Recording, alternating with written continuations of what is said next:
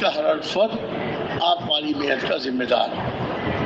ہم سب جتنے یہاں بیٹھے ہوئے ہیں ہم سب بھی آپ والی محنت کے ذمہ دار ہیں، اور اللہ تعالیٰ قیامت کے دن پوچھیں گے جب میرا دین مٹ رہا تھا اور مسلمان ایمان والے مسلمان ہونے کے باوجود میرے حکموں کو توڑ رہے تھے اور میرے پیارے نبی صلی اللہ علیہ وسلم کے طریقوں کو چھوڑ رہے تھے،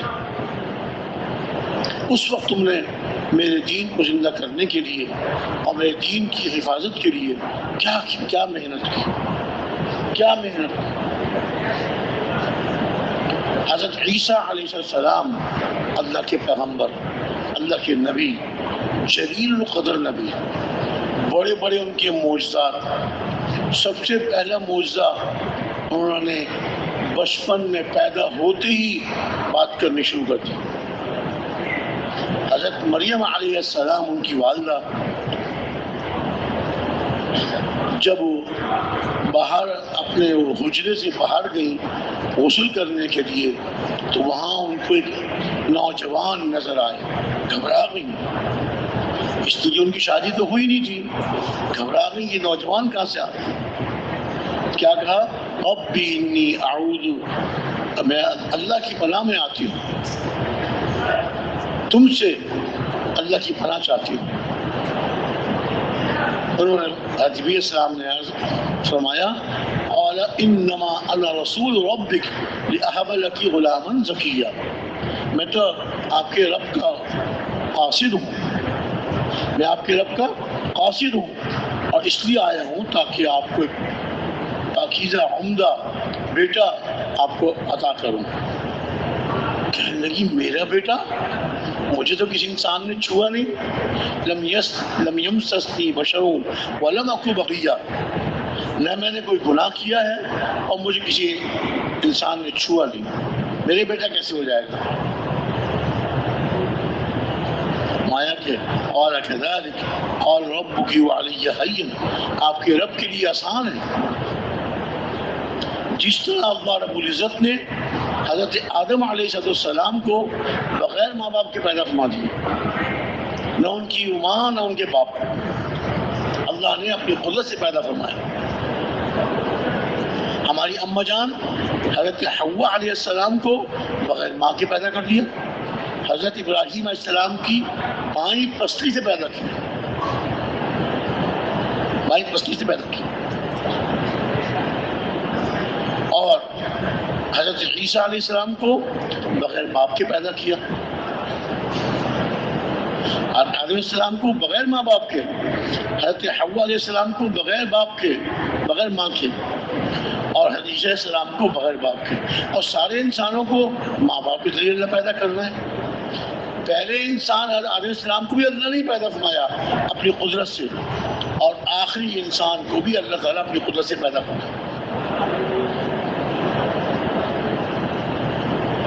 تو حضرت عیسیٰ علیہ السلام سب سے پہلا معجزہ یہ۔ اب حضرت مریم علیہ السلام کے جب بچہ پیدا ہوا، اب یہ بہت رو رہی ہیں، بہت رو رہی ہیں، کہہ رہی کاش میں سے پہلے مر چکی ہوتی، یا لیتنی مت قبل ھذا وکنت نسیا منسیا، میں مر چکی ہوتی یا میرا ذکر بھی لوگ بھول چکے ہوتے۔ اب میں بچے کو لے کے کیسے جاؤں اپنی قوم کے پاس؟ لوگ مجھے کیا کہیں گے؟ مجھ پر تہمت لگائیں گے۔ بہت رو رہی ہیں۔ اللہ مجھے ارشاد فرمایا کہ نہیں، اب تم جاؤ اور تم اپنی قوم کے بعد جا کر یہ ان سے کہو کہ میں نے چپ کر روزہ رکھا ہوا ہے۔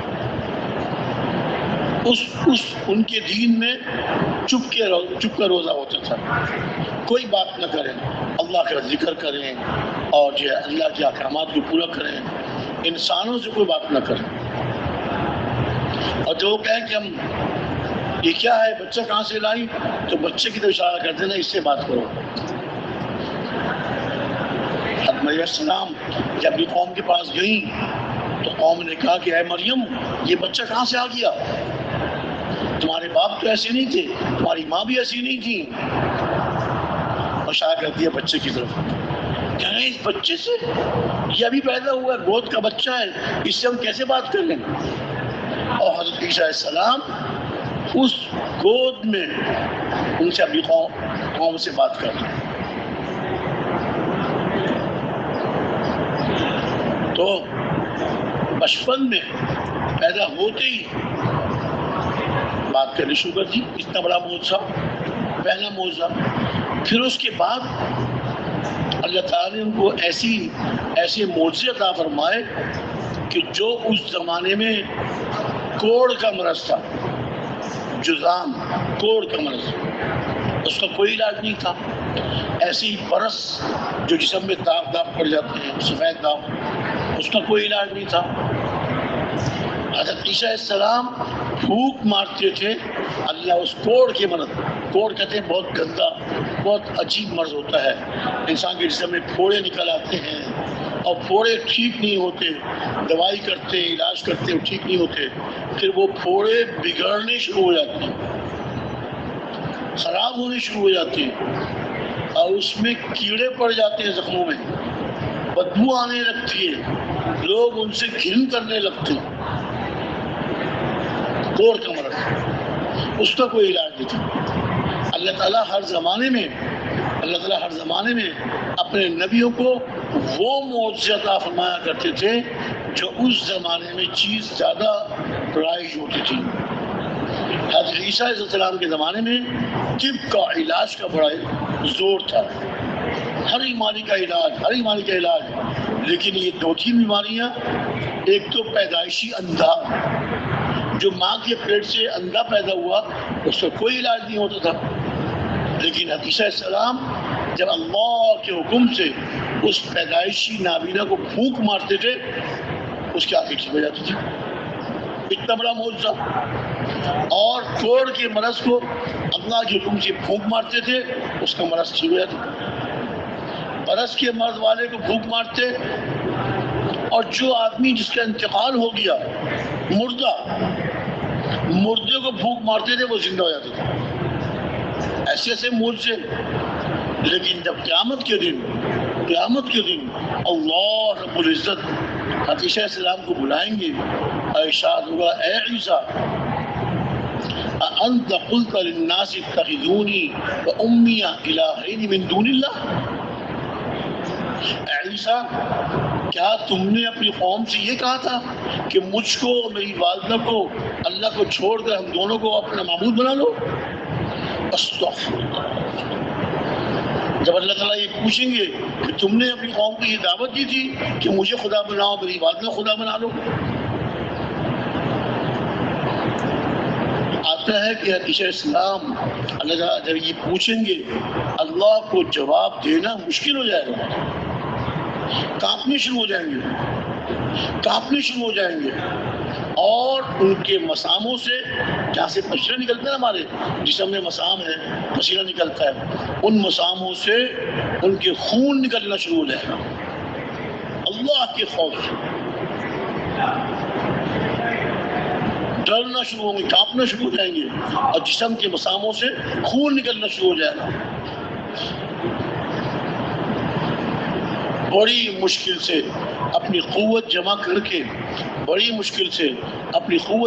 کے وہ یہ کہیں گے، ما قلت، وہ یہ فرمائیں گے، اللہ کے جناب پہ عرض کریں گے، ما قلت لهم الا ما امرتنی به ان اعبدوا اللہ ربی وربکم وكنت عليهم شهيدا ما دمت فيهم فلما توفيتني كنت أنت الرقيب عليهم وأنت على كل شيء شهيد إن تعذبهم فإنهم عبادك وإن تغفر لهم فإنك أنت العزيز الحكيم. بڑی مشکل سے اپنی قوت جمع کر کے اللہ تعالیٰ کی جناب میں یہ جواب عرض کریں، اے اللہ، میں تو اپنی قوم سے وہ نہیں کہا تھا جو آپ پوچھ رہے ہیں مجھ سے، میں تو ان سے وہی کہا تھا جس کے کہنے کا مجھے آپ نے حکم دیا تھا، جس کا آپ نے مجھے حکم دیا وہ میں نے اپنی قوم سے کہا تھا. وہ کیا کہا؟ اللہ کی، جو میرا بھی رب ہے تمہارا بھی رب ہے، اس کی عبادت کرو. ان اعبدوا اللہ ربی وربکم، اس اللہ کی عبادت کرو جو میرا بھی رب ہے تمہارا بھی رب ہے. اور اے اللہ جب تک میں ان میں رہا تو میں ان کو دعوت دیتا رہا جی، اور جب آپ نے مجھے وفات دے دی اور جب میرا انتقال ہو گیا آپ ان کے نگہبان ہو، آپ ہر چیز پر حاضر ہو۔ اے اللہ اگر میری قوم کو، میرے ماننے والوں کو اگر آپ عبادت دے، عذاب دے، آپ ان کو عذاب دے، آپ کے بندے ہیں، اگر آپ ان کو بخش دیں تو یقیناً آپ غالب ہیں، حکمت والے۔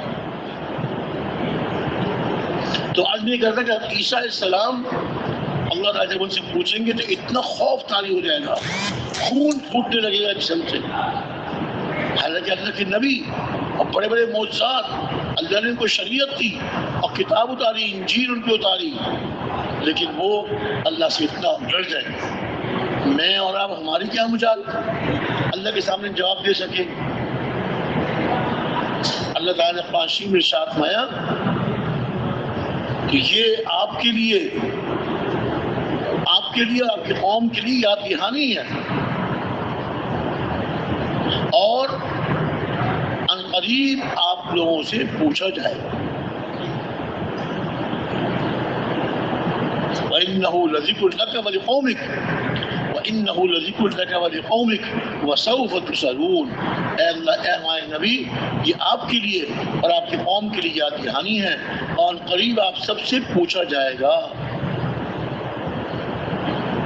تو میرے محترم بھائی دوست بزرگوں، اللہ رب العزت نے یہ دعوت والی محنت جس سے لوگوں کو ہدایت ملتی ہے اور لوگ گمراہی سے بچ کر ہدایت والے راستے پر آ جاتے ہیں، یہ دعوت والی محنت اللہ تعالیٰ نے امت کے ایک ایک فرد کے ذمہ لگائی۔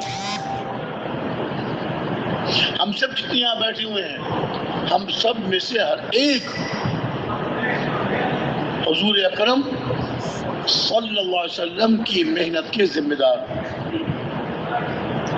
اور ہماری عمریں اتنی گزر گئی، کسی کی 30، کسی کی 40، کسی کی 50 سال، 30 سال، 40 سال، 50 سال، یا اس سے زیادہ یا اس سے کم، اور ہم نے ابھی تک حضور والے اس مبارک محنت کو، حضور والے اسلام کو ہم نے اپنی زندگی کا مقصد نہ بنایا، ہم نے اپنا کام نہ بنایا۔ امت کی حالت ہم دیکھ رہے ہیں، امت کی حالت ہم دیکھ رہے ہیں کہ امت کس حال میں جا رہی ہے، امت کس حال میں جا رہی ہے، اور پھر بھی ہم فکر مند نہیں ہوتے، ہم غمگین نہیں ہوتے۔ ہمارے پیارے نبی صلی اللہ علیہ وسلم ہر وقت غمگین رہتے تھے۔ آپ کی یہ چاہت تھی اور آپ کی دل کی یہ تمنا تھی کہ میرا کوئی امتی بھی دوزخ میں نہ جائے۔ جتنی کافر امت ہے، دیکھیے جو مسلمان ہے وہ بھی آپ کی امت، اور جتنے کافر وہ بھی آپ کی امت۔ کافر امت کے لیے آپ بہت غمگین رہتے تھے۔ ایک دن آپ قرآن شریف پڑھ رہے، ہمارے پیارے نبی صلی اللہ علیہ وسلم قرآن شریف پڑھ رہے، قرآن شریف پڑھتے پڑھتے یہ آیت آ گئی جو عیسیٰ علیہ السلام اللہ رب العزت کے سامنے عرض کریں گے، ان تعذبهم فإنهم عبادك وإن تغفر لهم فإنك أنت العزيز الحكيم۔ اے اللہ اگر آپ ان کو، میری امت کو آپ عذاب دیں گے، آپ کے بندے ہیں، آپ کے بندے ہیں، آپ دے سکتے ہیں عذاب، اگر آپ بخش دیں گے یقیناً آپ غالب ہیں، حکمت والے ہیں۔ تو حضور اکرم صلی اللہ علیہ وسلم کو یہ آیت پڑھتے ہوئے اپنی امت یاد آ گئی، یہ اپنی امت یاد آ گئی۔ اب یہ آیت پڑھتے جا رہے ہیں اور رو رہے ہیں، ہمارے پیارے نبی صلی اللہ علیہ وسلم یہ آیت بار بار پڑھ رہے ہیں اور رو رہے ہیں۔ آپ کو اپنی امت کی فکر، وہ امت جو کافر، مشرک، اللہ کے ساتھ شرک کرتے ہیں، کافر ہیں، اللہ کی عبادت نہیں کر رہے، اللہ کو معبود نہیں مان رہے، ان کے لیے آپ فکر مند رہتے تھے۔ جو مسلمان تھے وہ تو صحابہ تھے آپ کے، ہمارے پیارے نبی صلی اللہ علیہ وسلم اپنی امت کے لیے ہر وقت فکر مند رہتے تھے، اور یہی غم اور یہی فکر ہماری طرف منتقل ہوا ہے، امت کی طرف۔ اور اس محنت کو کرنا اور ساری امت کے لیے غمگین اور ساری امت کے لیے فکر مند، یہ ہماری ذمہ داری ہے۔ جو اس محنت کو کرنے والے بنیں گے اور اس مبارک محنت کو اپنی زندگی کا مقصد بنا لیں گے، اس مبارک محنت کو اپنی زندگی کا مقصد بنا لیں گے، اللہ رب العزت ان کے ساتھ ان کی مدد فرمائیں گے، اور اللہ رب العزت ان کے کاموں کو بناتے چلے جائیں گے، ان کی ضرورتوں کو پورا کرتے چلے جائیں گے، جس طرح صحابہ کرام رضی اللہ عنہم اجمعین محنت فرماتے رہے۔ شروع میں بہت مجاہدہ، بہت قربانی، بھوک اور فقر، فاقہ۔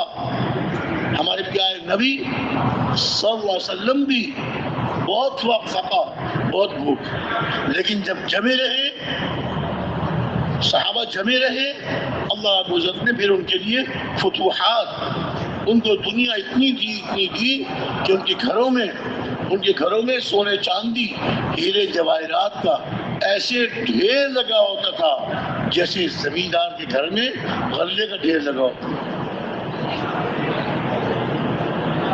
کچھ صحابہ حضور کی خدمت میں حاضر ہوئے، حضور گھر میں نہیں تھے، ام المومنین ہماری اماں جان حضرت عائشہ رضی اللہ عنہا نے ان کے لیے کچھ کھانا تیار کروایا، خزیرہ، کھجور اور پنیر وغیرہ ڈال کے کچھ حریرہ سے بنوایا، وہ ان کے سامنے رکھا۔ اکرام میں حضور تشریف لائے، آتی پوچھا، بھائی تمہیں ہمارے گھر والوں نے کچھ کھلایا پلا بھی کہ نہیں، تمہارا کوئی کرام بھی کیا؟ انہوں نے رسول کے رسول جی ہاں، ہماری اماں جان نے ہمارا کرام کیا۔ ابھی حضور بات چیت ہمارے تھے کہ حضور کی بکریوں کا چرواہا ایک بکری نے بچہ دیا تھا، وہ گود میں لے کے آیا حضور کی خدمت میں، اور بچہ تھا ابھی پیدا ہوا تھا، میں کر رہا تھا، اپنی آواز نکال رہا تھا، تو حضور ارشاد فرمایا کہ چرواہے سے پوچھا، ہاں کیا پیدا ہوا بکری کی، کیا پیدا ہوا؟ تو اس نے کہا جی بکری پیدا ہوئی۔ آپ نے ارشاد فرمایا کہ اچھا، اس بچے کے جو بچہ پیدا ہوا ہے اس کی جگہ ایک بکری ذبح کر دو، گوشت بناؤ۔ پھر ان مہمانوں سے کہا کہ دیکھو یہ مت سمجھنا کہ میں نے یہ بکری تمہاری ذبح کروائی، بلکہ بات یہ ہے کہ ہمارے پاس 100 بکریاں ہیں۔ دیکھیے میں یہ بتانا چاہ رہا ہوں کہ شروع میں اتنا فاقہ، اتنا فقر اور فاقہ کہ 2 مہینے تک گھر میں چولہا نہیں جلتا تھا، اور حضور نے غزوہ خندق کے موقع پر 2 پتھر باندھے ہوئے تھے، صحابہ نے ایک پتھر باندھا ہوا تھا تاکہ کمر سیدھی رہے، اور حضور نے بھوک اتنی شدت کی تھی ایک پتھر سے گزارا نہیں ہو رہا تھا، آپ نے 2 پتھر باندھے۔ شروع میں ایسے مجاہدے، لیکن پھر اللہ نے اتنی فتوحات فرمائی، اتنی دنیا دی کہ حضور کے پاس 100 بکریاں تھیں، اور ارشاد فرمایا 100 بکریاں ہمارے پاس ہیں، اور جب کوئی بکری بچہ جنتی ہے اس کی جگہ ہم ایک بکری ذبح کرواتے تھے، ہم نہیں چاہتے کہ 100 سے زیادہ ہوں۔ وہ اللہ جس نے فقر بھیجا، فقر دیا، اسی نے پھر تمنگری عطا فرما دی۔ حضور 100 بکریوں کے مالک تھے، 100 بکریوں کے مالک، اور صحابہ کے گھروں میں آپ کے تشریف لے آنے کے بعد گھروں میں ہیرے جواہرات اور سونا چاندی زمیندار کے گھر میں غلے کی طرح ان کے گھر میں پڑا ہوتا تھا۔ تو یہ نہیں کہ جب فقر و فاقہ آ رہا ہے، تکلیف آ رہی ہے، ہم یہ سمجھے کہ جو بھی دین پر چلے گا اور دین کی محنت کرے گا وہ غریب رہے گا اور فقیر ہو جائے گا، فاقے اس پر آئیں گے۔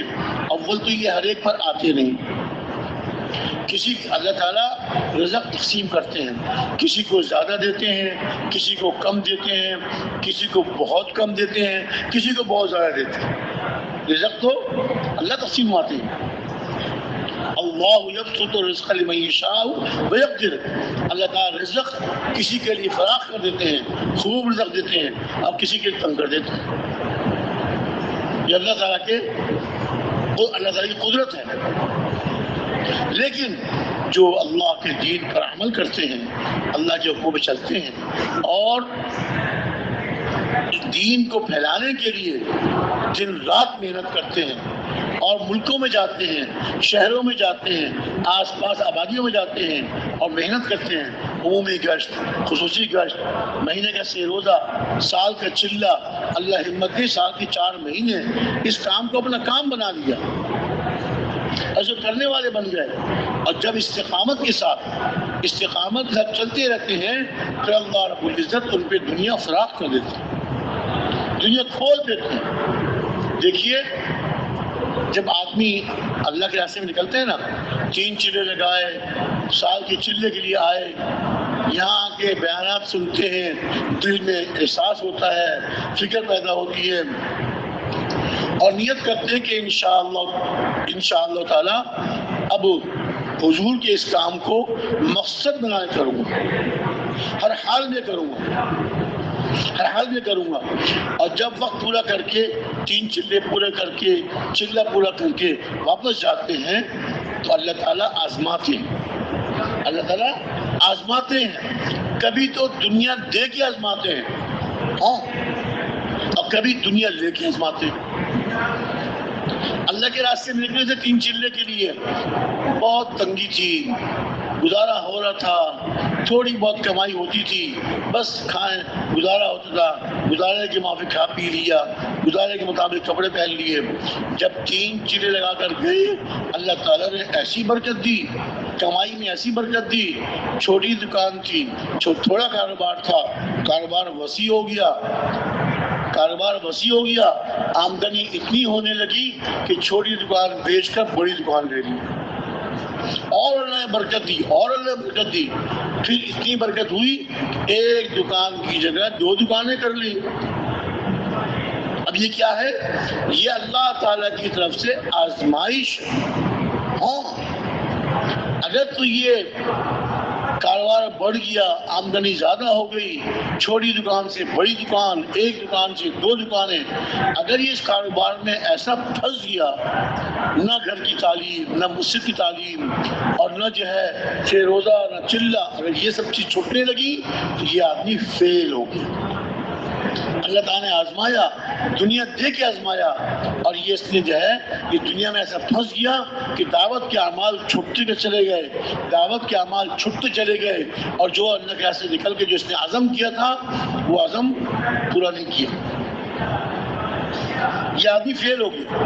اور کبھی ایسا ہوتا ہے کہ جب آدمی اللہ کے راستے نکلتا ہے، ماشاءاللہ کاروبار اچھا چل رہا ہے، آمدنی خوب ہو رہی ہے، گھر کے کام کاج اچھی طرح پورے ہو رہے ہیں، اور جب 3 چلے لگا کر گیا کاروبار نیچے آنا شروع ہو گیا۔ اب پریشان، یہ کیا ہوا، یہ کیا ہوا؟ پہلے تو مجھے ہر مہینے اتنی آمدنی ہوتی تھی، اتنا نفع ہوتا تھا، اب یہ تو کم ہونا شروع ہو گیا، کم ہونا شروع ہو گیا۔ پہلے 2 دکانیں تھی، اب بیچنی پڑی 1 دکان، 1 دکان کر لی، بڑی دکان تھی اس کو بیچ کر چھوٹی دکان لی، اب پریشان، یہ کیا ہو گیا، یہ کیا ہو گیا؟ یہ اللہ کی طرف سے آزمائش ہے۔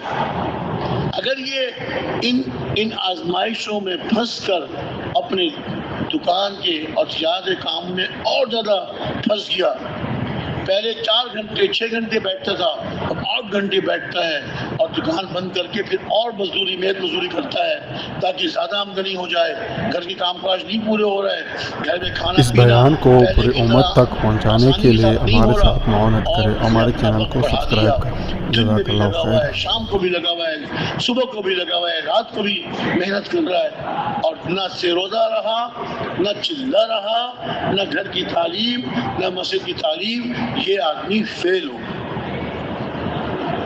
اللہ تعالیٰ بعض دفعہ دے کے آزماتے ہیں اور بعض دفعہ لے کے آزماتے ہیں، یہ اللہ کی طرف سے امتحان ہوتا ہے۔ قرآن شریف میں اللہ تعالیٰ نے ارشاد فرمایا، اعوذ باللہ من الشیطان الرجیم، بسم اللہ الرحمن الرحیم، الف لام میم، افحسب الناس ان یترکوا ان یقولوا آمنا وهم لا یفتنون ولقد فتنا الذین من قبلهم فلیعلمن اللہ الذین صدقوا ولیعلمن الکاذبین۔ الف لام میم، کیا لوگوں کا خیال یہ ہے کہ ان کو چھوڑ دیا جائے گا؟ انہوں نے کہا آمنا، ہم ایمان لے آئے، ان کو چھوڑ دیا جائے گا اور ان کو آزمایا نہیں جائے گا؟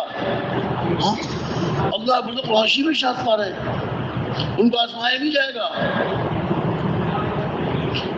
ان سے پہلے لوگوں کو ہم نے آزمایا، ان سے پہلے لوگوں کو ہم نے آزمایا، آزمائیں گے اللہ تعالیٰ، اور اللہ تعالیٰ ضرور بھی ضرور جان لیں گے کون اپنی بات میں سچے ہیں اور کون جھوٹے ہیں، کون کامیاب ہو گئے اور کون ناکام ہو گئے. اللہ کے امتحان میں، اللہ تعالیٰ کی طرف سے آزمائش میں یہ پاس ہو گئے یا فیل ہو گئے.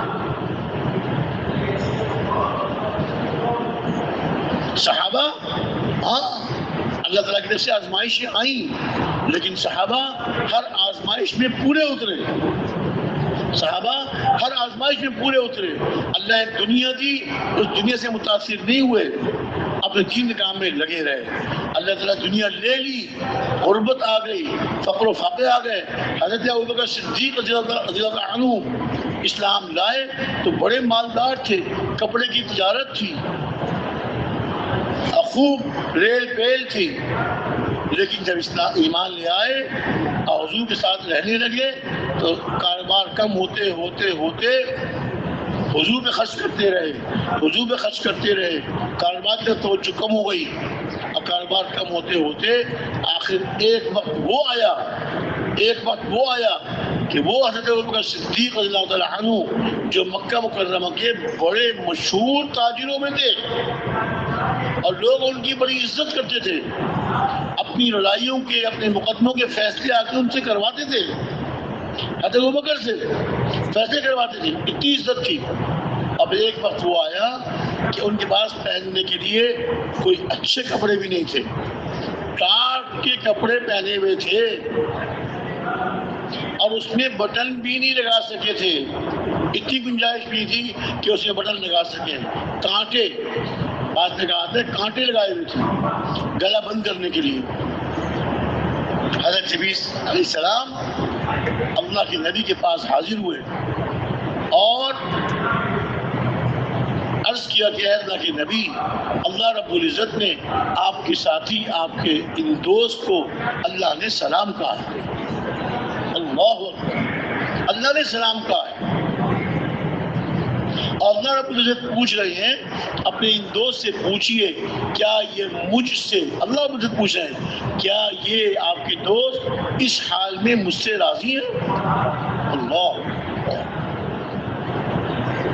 ایک تو ہم محنت کریں، اعمال کریں، محنت کریں، اللہ ہم سے راضی ہو جائے، اور وہ اس حد تک پہنچ گئے، اس درجے تک پہنچ گئے کہ اللہ رب العزت سلام بھیج رہے ہیں اور پوچھ رہے ہیں کہ اے ابوبکر کیا اس حال میں ہم سے راضی ہیں؟ یہ تو وہ حال تھا، بڑے تاجر، عمدہ کپڑے اور رہن سہن بہت اونچا، اور یہ حال یا پھر یہ حال کہ ٹاٹ کے کپڑے، موٹے چھوٹے کپڑے اور اس پہ کانٹے لگائے ہوئے. حضرت ابوبکر یہ سن کر رونے لگے اور کہا کہ میں اپنے رب سے راضی ہوں، میں اپنے رب سے راضی ہوں،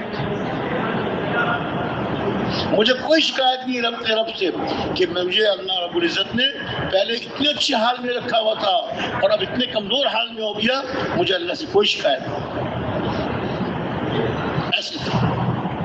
ایسے تھے. اور صحابہ غزوہ خندق کے موقع پر جب دشمن مکہ مکرمہ کے قریش جو مشرکین تھے، وہ انہوں نے آپس میں بیٹھ کے سوچا ہم سارے مکے والے جمع ہو کر اور راستے میں جتنے قبائل ہیں ان کو بھی اپنے ساتھ ملا لیں اور ایک دفعہ جا کر ہم مدینہ منورہ پہ حملہ کر دیں اور مدینہ منورہ کی اینٹ سے اینٹ بجا دیں. مدینہ منورہ کی اینٹ سے اینٹ بجا دیں. حضور کو بہت فکر ہوئی، اطلاع مل گئی کہ مکہ مکرمہ کے مشرکین یہ سوچ کے جمع ہو رہے ہیں اور آس پاس کے قبائل کو بھی جمع کر رہے ہیں. اب بڑی تعداد اور مدینہ منورہ مسلمان تھوڑے سے.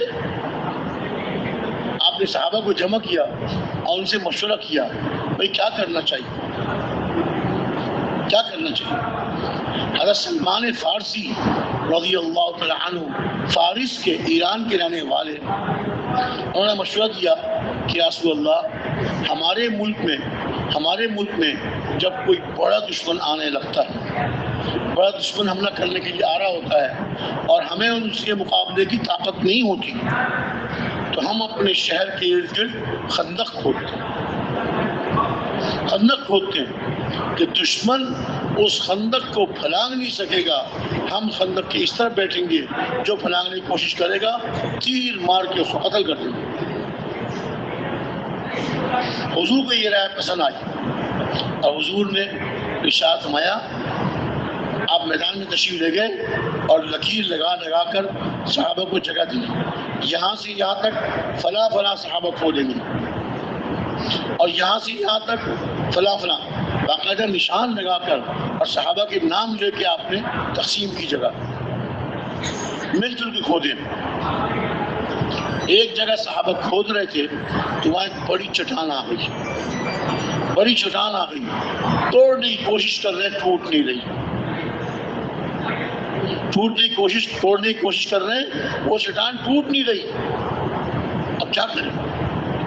کچھ صحابہ نے کہا بھئی حضور نے نشان لگا کے بتایا تھا، لیکن اب کیا کریں، مجبوری آ گئی، اب اس نشان کو چھوڑ کے دوسری طرف سے توڑ لو، دوسری طرف سے کھود لو۔ لیکن دوسرے بات صحابہ نے کہا کہ نہیں، حضور نے نشان لگا کے دیا ہے، ہم تو لکیر کے فقیر ہیں، جیسے حضور نے لکیر لگا کے دیا ہے وہی کھودیں گے۔ اب رکاوٹ آ گئی، جا کے حضور کی خدمت میں عرض کرو، اپنی پریشانی ظاہر کرو۔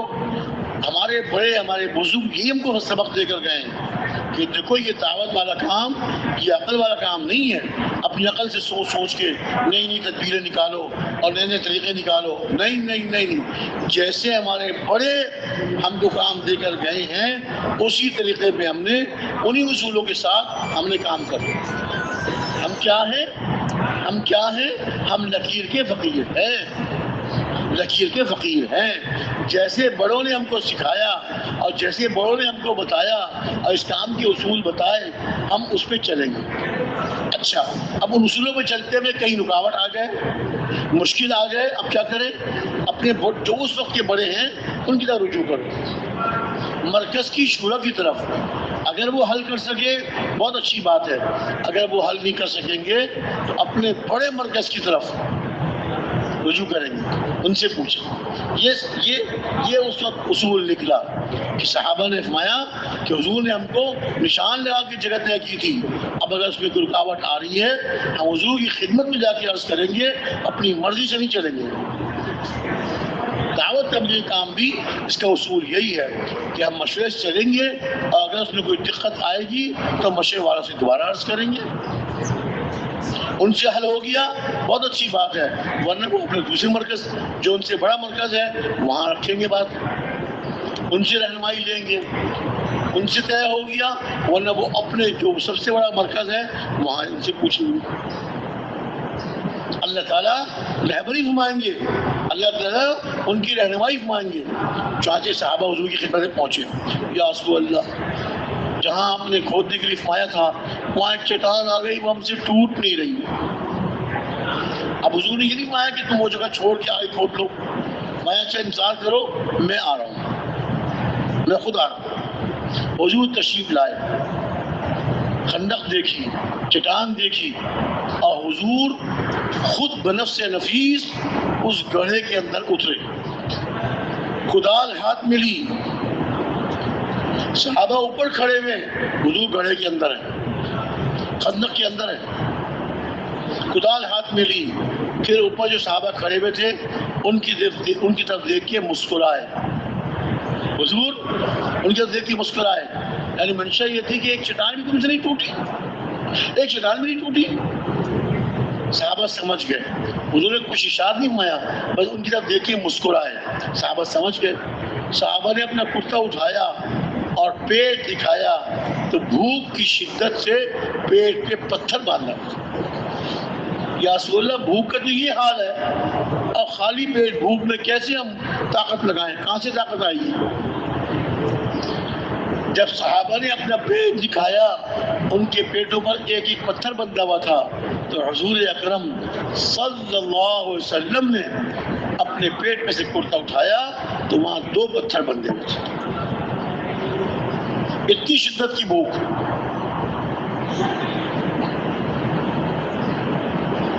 تاکہ کمر سیدھی ہو جائے. اللہ کے نبی، 2 جہاں کے آقا، 2 جہاں کے سردار، ایسے سے وقت گزرے صحابہ پر، ایسے سے وقت گزرے ہمارے پیارے نبی پر صلی اللہ علیہ وسلم، لیکن صحابہ جمے رہے. بھوک آئی، فقر و فاقہ آیا، سردی آئی، سب برداشت کیا. اچھا اب کیا ہوا؟ حضور نے کدال اٹھائی، چٹان پہ ماری، چٹان ٹوٹ گئی اور اس میں سے ایک روشنی نکلی. چٹان کے ٹوٹنے پر اس میں سے روشنی نکلی. حضور نے ارشاد فرمایا قیصر فتح ہو گیا. اس زمانے کی بڑی سلطنت، بڑی حکومت، 2 بڑی سلطنتیں تھیں، قیصر اور کسرا، روم اور فارس. یہ پوری دنیا کی مانوی حکومتیں تھیں. یہ پوری دنیا کی مانوی حکومتیں تھیں. آپ ارشاد فرمایا قیصر فتح ہو گیا. منافقین بھی وہاں آئے ہوئے تھے حضور کے ساتھ. جب انہوں نے یہ سنا تو منہ چھپا کر منہ دوسری طرف کر کے ہنسنے لگے. دیکھو جی، حال تو یہ ہے کہ بھوک کی شدت سے پیٹ میں پتھر باندھے ہوئے اور خواب دیکھ رہے قیصر کی فتح کی. لیکن منافقین تو ہنس رہے تھے، ٹھٹھا کر رہے تھے، لیکن صحابہ کو یقین ہو گیا ہمارے پیارے نبی نے ارشاد فرمایا ہے اب یہ قیصر فتح ہو کر رہے ہیں، یہ قیصر مسلمانوں کے ہاتھوں فتح ہو کر رہے ہیں. کہ حضور نے کدال اٹھائی اور دوبارہ کدال ماری، باقی چٹان بھی ٹوٹ گئی اور اس میں سے روشنی نکلی. آپ نے ارشاد فرمایا فارس فتح ہو. وہ 2 بڑی سلطنتیں جن کی طرف کوئی آنکھ اڑا کے نہیں دیکھ سکتا تھا، اور حضور ارشاد فرما رہے ہیں قیصر فتح ہو گیا، فارس فتح، کسرا فتح ہو گیا. منافقین پھر ہنسنے لگے کہ دیکھو جی دیکھو، کھانے کو تو ہے نہیں، پیٹ کے پتھر باندھے ہوئے اور خواب دیکھ رہے ہیں قیصر اور کسرا کی فتح کی. لیکن صحابہ کو یقین ہو گیا. اچھا، حضرت جابر رضی اللہ تعالیٰ عنہ ایک صحابی ہے، ان کا گھر خندق کے قریب تھا، خندق کے میدان کے قریب تھا. انہوں نے دیکھا حضور کو اتنی بھوک، بھاگتے اپنے گھر گئے. بیوی سے پوچھا کچھ کھانے کو ہے؟ بیوی سے پوچھا کچھ کھانے کو ہے؟ میں نے دیکھا ہے کہ حضور کو بہت سخت بھوک لگی ہوئی ہے، پیٹ میں 2 پتھر باندھے ہوئے ہیں. اہلیہ نے کہا یہ بکری کا بچہ ہے، گھر میں بکری نہیں، بکری کا بچہ ہے، اس کو آپ ذبح کر دیں، گوشت بنا دیں، اور گھر میں تھوڑے سے جو ہیں میں ان جو کو پیس کر روٹی پکا لیتی ہوں. میں بہت اچھا. اب حضور کے لیے سب کچھ قربان، حضور کے لیے، اللہ کے نبی کے لیے جن سے محبت تھی. صحابہ آپ سے اتنی محبت کرتے تھے، اتنی محبت کرتے تھے. ایک صحابی نے کہا کہ یا رسول اللہ، میں رات کو اپنے گھر میں سو رہا ہوتا ہوں، میری آنکھ کھل جاتی ہے تو مجھے آپ کی یاد آنے لگتی ہے اور میں بے چین ہو جاتا ہوں. میں فوراً اپنے گھر سے نکلتا ہوں اور آپ کی یاد کرنے کے لیے، آپ کو دیکھنے کے لیے. لیکن آدھی رات کا وقت ہوتا ہے، آپ اپنے گھر میں آرام فرما رہے ہوتے ہیں. اب میں کیسے زیارت کروں؟ آپ کی زیارت نہیں ہو سکتی، تو میں آپ کی گھر کی زیارت کر کے اپنے دل کو تسلی دیتا ہوں. صحابہ ایسی محبت کرنے والے. اہلیہ نے کہا کہ اب صحابہ تو کہتے حضور کے لیے سب کچھ قربان، گھر میں بکری نہیں ہے، ایک بچہ ہی ہے بکری کا، اسی کو ذبح کرتے حضور کے لیے. حضرت جابر نے اس بکری کے بچے کو ذبح کیا، اس کا گوشت بنایا، اور حضرت جابر کی اہلیہ نے وہ جو گھر میں تھوڑے سے جو تھے وہ پیسے، اس کا آٹا گوندا اور اپنے شوہر سے کہا حضرت جابر سے اب جائیے آپ حضور کی خدمت میں، اور جا کے چپکے سے کہیے گا، جا کر چپکے سے کہیے گا یا رسول اللہ گھر میں کھانا تھوڑا ہے، گھر میں کھانا تھوڑا ہے. آپ اور 2-4 صحابہ تشریف لے آئے. حضرت جابر نے حضور کی خدمت میں عرض کیا کہ رسول اللہ آپ کی بھوک دیکھ کر میں گھر گیا، اپنی اہلیہ سے پوچھا تو اس نے کہا یہ بکری کا بچہ یہ ذبح کر لیں. میں نے وہ ذبح کیا، گوشت بنایا، اور گھر میں کچھ تھوڑے جو تھے وہ انہوں نے پیسے اور اس کا آٹا گھون دیا. یا سہولت تھوڑا سا کھانا تھوڑا ہے، آپ چند صحابہ تشریف لے آئیں، کھانا نوش مال. اچھا حضور نے فرمایا اچھا. ایک صحابی کو ارشاد میں حکم دیا کہ سارے خندق کے مسلمانوں سے کہہ دو چلو جابر کے گھر، چلو جابر کے گھر، تمہاری دعوت ہے. روٹی تھوڑی سی جو تھی، پیس کے آٹا گوندا، اور بکری کا بچہ، بکری نہیں، پوری بکری نہیں، سالم بکری نہیں، بکری کا بچہ. اب تو حضرت جابر کے ہاتھ پاؤں پھول گئے. کھانا تھوڑا، روٹی تھوڑی، اور سارے خندق والے آئیں گے تو کیا ہوگا. بھاگے اپنے گھر، گھبرائے ہوئے گھر پہنچے اور ہانپتے کانپتے اب کیا ہوگا، اب کیا. بیوی نے مجھے کیا ہوا کہ حضور نے تو سارے خندق والوں میں اعلان کرا دیا. یہ بتائیے کہ آپ نے حضور سے عرض کر دیا تھا کھانا تھوڑا ہے. ہاں جی میں نے کہہ دیا تھا. میں نے عرض کیا تھا رسول اللہ تھوڑا سالن، اس طرح بکری کا بچہ ذبح کیا، تھوڑا سالن ہے، تھوڑی روٹی ہے، آپ اور چند صحابہ تشریف لے آئیں. یہ بھی صحابیہ تھی، ان کا اللہ پہ اللہ کے رسول پہ یقین تھا، اللہ پہ اللہ کے رسول پہ یقین تھا کہ جب آپ نے بتا دیا اور اس کے بعد حضور نے اعلان کروایا ہے، اب اللہ جانے اللہ کے رسول جانے، ہمیں نہیں پتا. کیسی یقین والی تھی. عورتیں بھی اس زمانے میں ایسی یقین والی تھی، عورتیں بھی اس زمانے میں ایسی یقین والی تھی. فوراً فرمایا کہ بس اب ہمیں نہیں پتا، اللہ جانے اللہ کے رسول جانے. ادھر یہ بات چیت کر رہے تھے شوہر اور بیوی. ادھر سے حضور نے قاصد بھیجا، ایک صحابی کو بھیجا، جاؤ جابر کے گھر اور گھر والوں سے کہو میرے آنے سے پہلے ہنڈیاں چولہے سے نہ اتارنا، اور میرے آنے سے پہلے روٹی پکانا شروع نہ کرنا، میرا انتظار کرو. حضور تشریف لائے، پردہ کرایا اور خانے میں پہنچے، اور جو آٹا گندا رکھا تھوڑا سا آٹا، اس پہ کچھ پڑھ کے دم کیا، حضور نے ہم کو یہ سکھایا ہے ہر حال میں اللہ پہ توکل کرو، اللہ سے مانگو. اب حضور نے کچھ پڑھ کے آٹے میں دم کیا، اور کچھ پڑھ کے جو ہنڈیاں چولہے پہ رکھی ہوئی تھی، گوشت ابل رہا تھا، اس پہ دم کیا. پھر ارشاد میں کہ چلو بلاؤ سالن نکالنے والی کو، سالن نکالتی جائے کھلاتی جائے، اور روٹی پکانے والی کو بلاؤ، روٹی پکاتی جائے کھلاتی جائے. سالن نکالنے والی سالن نکالتی جائے اور کھلاتی جائے، اور روٹی پکانے والی روٹی پکاتی جائے کھلاتی جائے. اب جناب گھر چھوٹا تھا، حضور نے اعلان کروایا 10 صحابہ آؤ، کھانا کھاؤ اور جاؤ. اب 10 صحابہ آتے، حضرت جابر ان کے لیے اندر سے سالن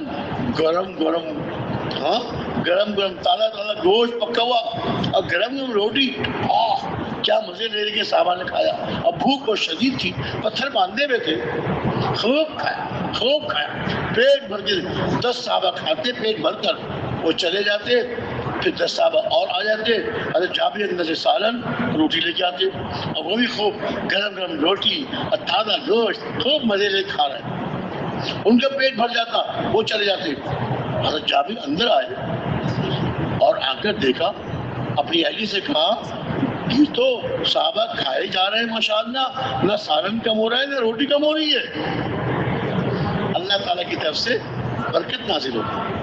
یہ ضروری نہیں کہ اللہ تعالیٰ بارش کی طرح برکت ایسے اتاریں گے، اترتی ہوئی نظر آئے گی. یہ اللہ کے علم میں ہے اللہ کیسے برکت دیں گے.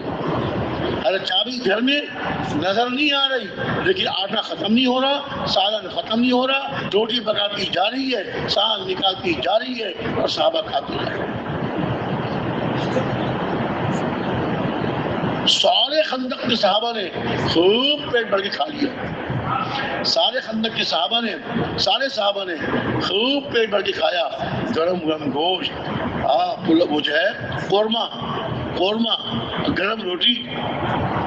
پھر جب سارے صحابہ کھا چکے، پھر حضور اکرم صلی اللہ علیہ وسلم خود بنفس نفیس، حضرت ابوبکر صدیق، حضرت عمر فاروق وہ بیٹھے، انہوں نے کھانا کھایا، انہوں نے کھانا کھایا، 2 پتھر بندے تھے حضور کے پیٹ پر، حضور نے کھانا نوش فرمایا، آپ کے ساتھیوں نے کھانا نوش فرمایا، اس کے بعد حضور نے ارشاد فرمایا اب گھر والوں سے کہو وہ کھائیں، گھر والے کھا لیں، پھر جو بچ جائے تو محلے میں تقسیم کر دوں۔ وہ تھوڑا سا کھانا جو 2-4 صحابہ اور حضور کے لیے پکایا تھا، کسی نے پوچھا کتنے صحابہ تھے؟ کہا 300 تھے، 300۔ 2-4 صحابہ کی ضرورت کا کھانا اللہ تعالیٰ نے 300 صحابہ کے لیے پورا کرا دیا۔ یہ اللہ کی طرف سے ہے۔ جب جمنے والے جمتے ہیں اور دین کی محنت کو ہر حال میں کرتے ہیں کہ اللہ رب العزت برکتوں کے فیصلے فرماتے ہیں، آسانیوں کے فیصلے فرماتے ہیں، اور دلوں کو اللہ جوڑ دیتے ہیں، دشمنیاں ختم، لڑائیاں ختم، اور سب مسلمان آپس میں بھائی بھائی بن کر۔ اللہ تعالیٰ نے قرآن شریف میں ارشاد فرمایا اے ہمارے حبیب، اے ہمارے حبیب صلی اللہ علیہ وسلم، اگر آپ اس پوری زمین کے سارے خزانے خرچ کر ڈالتے یعنی 2-4 ہزار 2-4 لاکھ نہیں، ساری زمین کے خزانے بھی خرچ کر ڈالتے، آپ ان صحابہ کے دلوں کو نہیں جوڑ سکتے تھے۔ لو انفقت ما فی الارض جميعا ما الفت بین قلوبهم ولكن اللہ الف بینہم۔ آپ ساری زمین کے خزانے خرچ کر ڈالتے، تب بھی آپ ان کے خزانے خرچ کر کے اس کو اتنا دے دیا، اس کو اتنا دے دیا، اب مل کے بیٹھ جاؤ، دل نہ چھوڑتا۔ لیکن ولیکن اللہ الف بینہم، اللہ نے ان کے دلوں کو جوڑ دیا۔ مدینہ منورہ میں اوس اور خزرج، مدینہ منورہ میں اوس اور خزرج 2 قبیلے آپس میں دشمنیاں، جب مسلمان ہو گئے، کلمہ پڑھ لیا، حضور ہجرت فرما کے تشریف لے آئے، اللہ نے ایسی محبت ڈال دی، وہ اوس اور خزرج جو ایک دوسرے کے آدمیوں کو قتل کرتے تھے، اب ایک دوسرے کے لیے اپنی جان نچھاور کرنے والے بنے۔ وہ ایک بکری کی سیوی کتنے گھروں میں گھوم کے آئی؟ کتنے گھروں میں؟ 7 گھروں میں یہ تھی، حالانکہ ہر ایک محتاج تھا، ہر ایک کو بھوک لگی ہوئی تھی، بچے ان کے بھوکے، ہاں میں برداشت کر لوں گا، میرا پڑوسی زیادہ بھوکا ہے، اس کے بچے بھوکے، وہاں بھیج دی، اور نے کہا میں برداشت کر لوں گا، میرے بچے برداشت کر لیں گے، میرا پڑوسی زیادہ۔ 7 گھروں میں وہ ایک سری، یہ تھی محبت اللہ نے ڈالی، اللہ نے ڈالی۔ تو یہ محنت کرنے والوں کے لیے اللہ عزت کے بڑے بڑے وعدے ہیں۔ ہم محنت نہیں کر رہے، جو کر نہیں رہے وہ تو کر ہی نہیں رہے، اور جو کر رہے ہیں وہ جیسی کرنی چاہیے ویسے نہیں کر رہے۔ جو کر رہے ہیں تبلیغ میں وقت دے رہے ہیں، شب جمعہ میں جاتے ہیں، سیروزے میں جاتے ہیں، چلہ لگاتے ہیں یا 4 مہینے لگاتے ہیں، وہ ایسی محنت نہیں کر رہے جیسی محنت کرنی چاہیے۔ وَجَاهِدُوا فِي اللَّهِ حَقَّ جِهَادِهِ هُوَ اجْتَبَاكُمْ، تم اللہ کی راہ میں جدوجہد کرو، محنت کرو جیسے محنت کرنے کا حق۔ هُوَ اجْتَبَاكُمْ، اللہ نے تم کو چن لیا ہے، اللہ نے ہم کو چن لیا، اس امت کو چن لیا۔ اب ہم بھی جب اللہ نے ہم کو چن لیا ہے، ہمارا انتخاب کر لیا ہے، تو اب ہم جو ہے اللہ کے دین کی محنت کے لیے اپنی جان مال اپنی ساری صلاحیتیں اس پر لگاتے ہیں، اپنی جان اپنا مال اپنی ساری صلاحیتیں اللہ کے دین کو پھیلانے میں لگاتے ہیں۔ پھر کیا ہوگا؟ اللہ رب العزت ان محنت کرنے والوں کے لیے اللہ دنیا بھی عطا فرمائیں گے، آخرت بھی عطا فرمائیں گے، دنیا میں بھی کامیابی، آخرت میں بھی کامیابی۔ تو میرے بھائی دوست بزرگوں، اب یہ دعوت والی محنت ہمارا اپنا کام۔ ہمارے حاجی عبد الوہاب صاحب رحمۃ اللہ علیہ جب بھی بیان فرماتے تھے، اکثر اپنے بیانوں میں یہ فرمایا کرتے تھے، میرے بھائیوں اس کام کو اپنا کام بنا لو، یہ فرمایا کرتے تھے. سنا آپ نے حاجی صاحب کے بیانوں میں خوب سنا, یہاں پر سناؤں گا. میرے بھائیوں کیوں جی بزرگوں, حاجی صاحب سے بار بار سنا, اپنے بیانوں میں اکثر فرمایا کرتے تھے میرے بھائیوں اس کام کو اپنا کام بنا لو. جو حاجی صاحب کی ارشاد تھا, آج میری بھی وہی درخواست ہے کہ میرے بھائیوں اس کام کو اپنا کام بنا لو. خالی وقتی کا طور سے کام نہیں کرنا, بلکہ اس کام کو اپنا کام بنا لیں. ہر وقت, ہر جگہ, ہر حال میں اس کو کرنے والے بن جائیں. تیار ہے اس کے لیے انشاءاللہ؟ ہر وقت, ہر حال میں, ہر جگہ انشاءاللہ. اپنے محلے میں, اپنے شہر میں, دوسرے شہر میں, اپنے ملک میں, دوسرے ملک میں, ساری دنیا میں اللہ کے دین کو اور دین کی محنت کو لے کے جائیں گے اور دین کی محنت کو دنیا میں زندہ کریں گے. تیار ہے اس کے لیے آپ سب انشاءاللہ؟ کون کون تیار ہے بھائی؟ ماشاءاللہ. پوری دنیا میں جانا ہے اللہ کے دین کو اور دین کی محنت کو لے کر, اور وہاں محنت کرنی ہے. ہماری محنت سے تھوڑی زندہ ہوگا, ہم تو ٹوٹی بوٹی محنت کریں گے. اللہ رب العزت محنت قبول فرما کر لوگوں کے دلوں کو بدل دیں گے, گمراہی سے نکال کر ہدایت پر لے آئیں گے, شیطان کے پھندے سے نکال کر, شیطان کے پنجے سے چھڑا کر اللہ رب العزت اپنے قریب کر لیں گے. اللہ رب العزت اپنے قریب کر لیں گے. دنیا کی چیزوں پھنسے ہوئے تھے, اللہ وہاں سے نکال کر اپنے گھر مسجد میں جوڑ دیں گے. جو پہلے دکان میں دل لگتا تھا, کارخانے میں دل لگتا تھا, وہاں سے اٹھتے نہیں تھے, اب مسجد میں دل لگ جائے گا اور مسجد سے نہیں اٹھیں گے.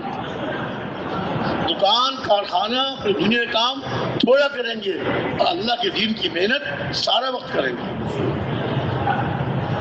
زندگی کے آخر تک, موت تک کرنے کے لیے کون کون سے بھائی تیار ہیں؟ ماشاءاللہ ماشاءاللہ ماشاءاللہ. ساری زندگی کرنا ہے, موت تک اس کام کو کرنا ہے اور ساری دنیا میں جانا ہے. کہیے انشاءاللہ تعالی.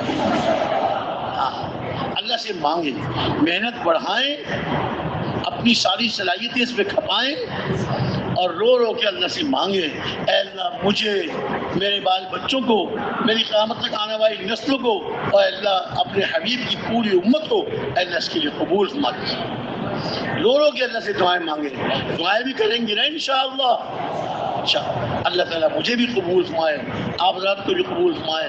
اب اذان میں تھوڑا وقت رہ گیا, جن بھائیوں نے وضو کرنا ہے وضو کر کے جلدی تشریف لے آئے, اور جنہوں نے وضو نہیں کرنا وہ صفوں میں تشریف رکھیں, ایک دوسرے کو دعوت دیں, یا اللہ کے ذکر میں, دعاؤں میں مشغول رہیں, مجلس سے اٹھنے کی دونوں دعائیں پڑھیں.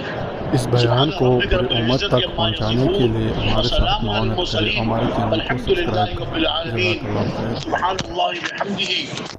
اس بیان کو پوری امت تک پہنچانے کے لیے ہمارے ساتھ معاونت کریں, ہمارے چینل کو سبسکرائب کریں. جزاک اللہ خیر.